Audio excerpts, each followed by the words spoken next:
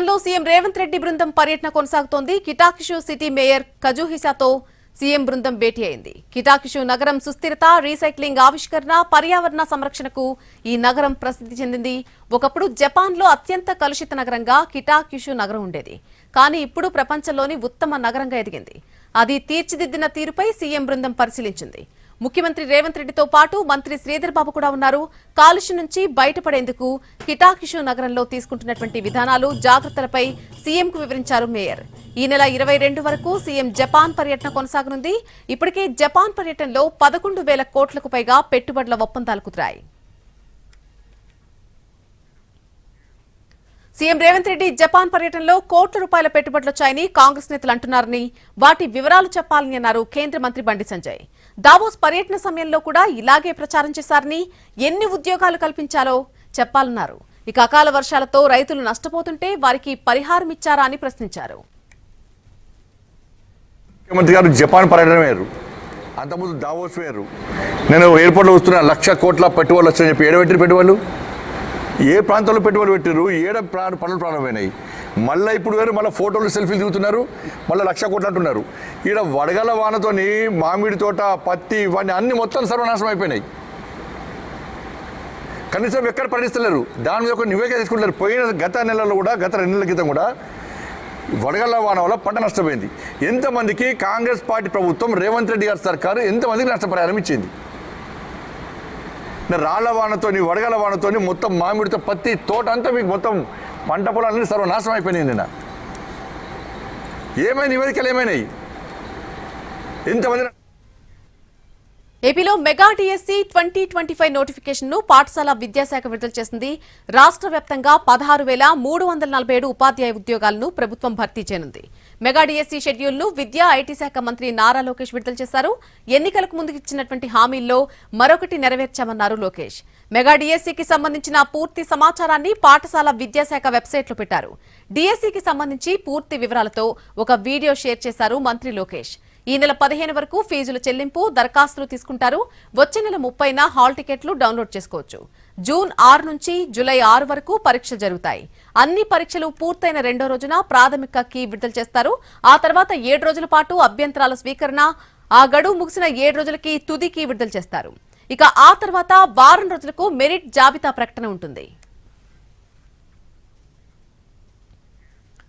త్వరలోనే చేవెళ్ల, రాజేంద్ర నగర్ లో ఉప ఎన్నికలు వస్తాయన్నారు కేటీఆర్. ఉప ఎన్నికలు రావు అన్నందుకు సీఎం రేవంత్ రెడ్డికి సుప్రీంకోర్టు మొట్టికాయలు వేసిందన్నారు. రాజేంద్ర నగర్ లో ఉప ఎన్నిక జరుగుతుందని, అందులో కార్తీక్ రెడ్డి గెలుస్తారని అంటున్నారు కేటీఆర్. రేవంత్ రెడ్డి మాటలు నమ్మి నిరుద్యోగులు, మహిళలు మోసపోయారని అన్నారు. తప్పకుండా మీ అందరి ఉత్సాహం, మీ అందరి ఆవేశం చూస్తుంటే ఎంతో కాలం లేదు. తొందరలోనే తప్పకుండా రాజేంద్ర నగర్కు కాబోయే ఎమ్మెల్యే గారు సోదరుడు మా తమ్ముడు పట్లోళ్ళ కార్తీక్ రెడ్డి గారు. వాస్తవం ఏంటి అంటే ఇవాళ నష్టపోయింది కేసీఆర్ గారు, టీఆర్ఎస్ పార్టీ కాదు. అది ఇప్పుడిప్పుడే. ప్రధాని మోడీ ఏపీ పర్యటనకు సంబంధించి మంత్రివర్గ ఉపసంఘం రేపు సమావేశం కానుంది. అమరావతిలో ప్రధాని పర్యటన ఏర్పాట్లపై చర్చించనుంది. భారీ బహిరంగ సభ ఏర్పాట్లు, హెలీప్యాడ్లు, సభకు వచ్చేటువంటి రహదారుల్లో రోడ్ షోలపై మంత్రివర్గ ఉపసంఘం చర్చించి రోడ్ మ్యాప్ రెడీ చేయనుంది. మే 2న ఏపీకి రానున్న ప్రధాని మోడీ రాజధాని అమరావతి నిర్మాణ పనులను పునఃప్రారంభించనున్నారు. ఇప్పటికే ప్రధాని టూరుపై ఉన్నతాధికారులు కసరత్తు చేస్తున్నారు. సభ కోసం ఏపీ సచివాలయం వెనుక ఉన్నటువంటి ప్రదేశంలోనే నేలనంతా కూడా చదును చేస్తున్నారు. బహిరంగ సభకు 1,00,000 మంది వస్తారని అంచనా వేస్తున్నారు. తెలంగాణలో నిరుద్యోగులకు మరొక శుభవార్త. ఆర్టీసీలో ఉద్యోగాలను భర్తీ చేయనుంది ప్రభుత్వం. రాష్ట్ర రోడ్డు రవాణా సంస్థలో ఖాళీగా ఉన్న ఉద్యోగాలను త్వరలోనే భర్తీ చేస్తామని రవాణా మంత్రి పొన్నం ప్రభాకర్ ప్రకటించారు. త్వరలోనే 3,038 ఉద్యోగాలకు నోటిఫికేషన్ ఇస్తామని చెప్పారు. వీటిలో 2,000 డ్రైవర్ పోస్టులు, 743 శ్రామిక ఉద్యోగాలు, 84 deputy traffic superintendent, 114 deputy mechanical superintendent, అలాగే 25 depot manager, assistant traffic manager, 18 assistant mechanical engineering పోస్టులు, 23 assistant civil engineer, 11 civil section officer, అలాగే 6 అకౌంట్ ఆఫీసర్స్, 7 మెడికల్ ఆఫీసర్స్, అలాగే 7 మెడికల్ ఆఫీసర్ స్పెషలిస్ట్ పోస్టులు ఉంటాయని చెప్పారు. ఆదిలాబాద్ జిల్లా ఇంద్రవెల్లిలో అమరుల సంస్మరణ సభను అధికారికంగా నిర్వహించింది ప్రభుత్వం. మంత్రి సీతక్క, ఎమ్మెల్యేలు సభలో పాల్గొన్నారు. అమరవీరులకు నివాళులర్పించారు మంత్రి సీతక్క. 44 ఏళ్ల క్రితం భూమి భుక్తి విముక్తి కోసం సాగినటువంటి పోరాటంలో అసువులు బాసిన అమరుల త్యాగాలను గుర్తు చేసుకున్నారు. ఆ తర్వాత ట్రైకా ద్వారా అమరవీరుల కుటుంబాలకు 10 లక్షల విలువ గల యూనిట్లను పంపిణీ చేశారు. స్వేచ్ఛాయుత వాతావరణంలో అమరవీరుల త్యాగాలను గుర్తు చేసుకోవడం కోసం ప్రభుత్వం అధికారికంగా కార్యక్రమం నిర్వహిస్తున్నట్టుగా సీతక్క తెలిపారు. అలాగే త్వరలోనే ఆదివాసీలకు భూమి పట్టాలిస్తామని ప్రకటించారు. కొత్తగా అడవులను నరకొద్దని కోరారు. ఉన్న భూములను సాగు చేసుకోవాలని కోరారు. 2 పంటలు పండే విధంగా ప్రభుత్వం బోర్లు వేయిస్తుందని చెప్పారు.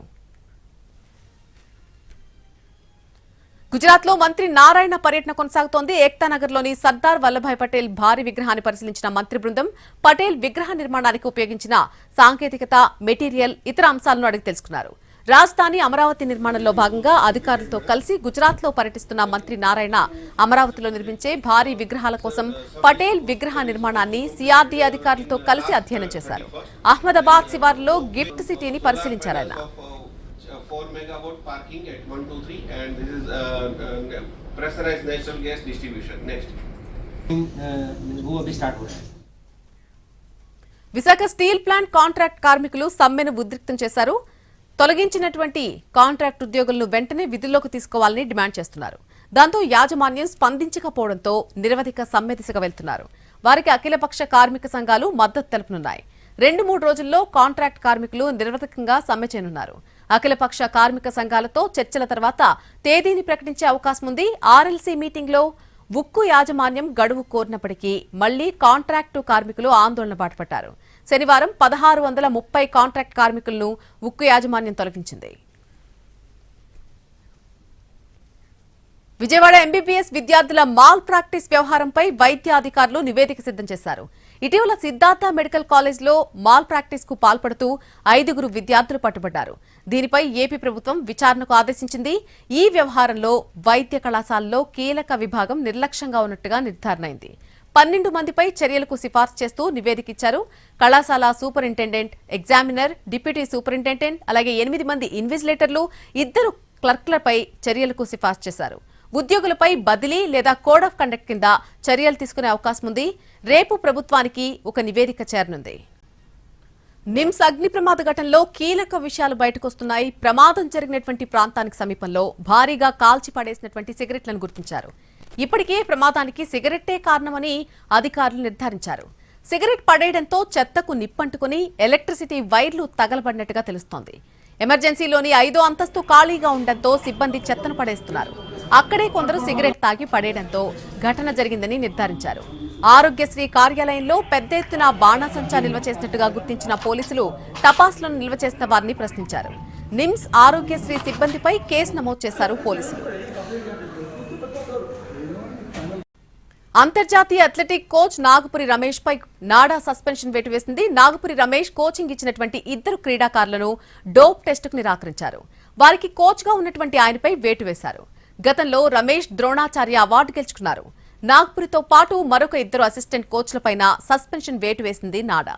దీనిపై నాగపురి రమేష్ స్పందించారు. తాను ఎప్పుడూ తప్పుడు పనులు చేయలేదన్నారు. తెలుగు రాష్ట్రాల్లో పేద క్రీడాకారులను తీర్చిదిద్దడానికే తన జీవితాన్ని ధారపోసానని చెప్పారు. బీజేపీ, ఆర్ఎస్ఎస్లపై ఏఐసీసీ అధ్యక్షుడు మల్లికార్జున ఖర్గే మరోసారి విరుచుకుపడ్డారు.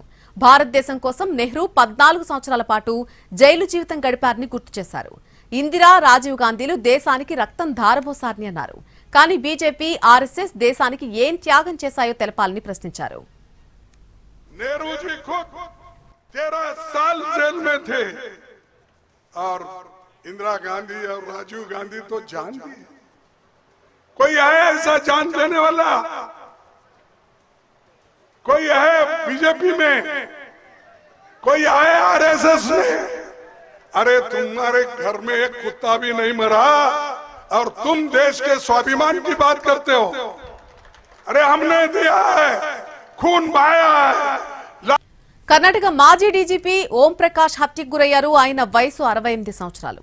1981 బ్యాచ్ కు చెందిన ఐపీఎస్ అధికారి అయినటువంటి ఓం ప్రకాష్ 2015 మార్చి 1న కర్ణాటక డీజీపీకి నియమితులయ్యారు. రిటైర్మెంట్ తర్వాత బెంగళూరులోని హెచ్ఎస్ఆర్ లేఅవుట్ లో ఉంటున్నారు. ఆయన స్వస్థలం బీహార్లోని చంపారణ్ జిల్లా. ఇంట్లోనే ఓం ప్రకాష్ మృతదేహాన్ని గుర్తించిన భార్య పల్లవి వెంటనే పోలీసులకు సమాచారం ఇచ్చారు. ఓం ప్రకాష్ మృతదేహాన్ని పోస్ట్ మార్టం కోసం తరలించారు పోలీసులు. ఆయన భార్య పల్లవి, కుమార్తెను పోలీసులు ప్రశ్నిస్తున్నారు. ఓంప్రకాష్ హత్యకు కారణాలపై ఆరా తీస్తున్నారు. ఇంట్లో గొడవల కారణంగానే ఓంప్రకాష్ హత్య జరిగి ఉంటుందని పోలీసులు అనుమానిస్తున్నారు.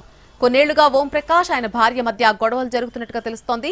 ఓంప్రకాష్, పల్లవి దంపతులకు 2 పిల్లలున్నారు. భారీ వర్షాలతో జమ్మూ కాశ్మీర్ మొత్తం కూడా అతలాకుతలమైంది. 2 రోజులుగా కురుస్తున్నటువంటి వర్షాలకు భారీ కొండ చర్యలన్నీ కూడా విరిగిపడుతున్నాయి. అక్కడక్కడ ఆకస్మిక వరదలు బీభత్సం క్రియేట్ చేస్తున్నాయి. రాంబన్ జిల్లాలో దాదాపు 40 ఇళ్లు పూర్తిగా ధ్వంసమైపోయాయి. వరదలో చిక్కుకొని 3 మృతి చెందారు. సుమారు 100 మందిని సహాయక బృందాలు రక్షించాయి. కొండ చర్యలు విరిగిపడడంతో ప్రధాన మార్గాల్లో రాకపోకలు నిలిచిపోయాయి. వరద దాటికి ఏకంగా పలు ప్రాంతాల్లో వాహనాలే కొట్టుకుపోయినటువంటి పరిస్థితి ఉంది. శిథిలాల కింద వాహనాలు చిక్కుకుపోయాయి. జమ్మూ కాశ్మీర్లో 5 ఏళ్లలో ఇంత భారీ స్థాయిలో వర్షాలు, బలమైన గాలులు వీయడం ఇదే మొదటిసారి. వరద పోటుతో జమ్మూ కాశ్మీర్ ప్రభుత్వం అలర్ట్ అయింది. ప్రజలంతా అప్రమత్తంగా ఉండాలని హెచ్చరించింది. అవసరమైతే తప్ప బయటకు వెళ్లవద్దని సూచించింది. కొండ చర్యలు విరిగిపడ్డ ప్రాంతాల్లో సహాయక చర్యల్ని ముమ్మరం చేయాలని ఆదేశించారు సీఎం ఒమర్ అబ్దుల్లా.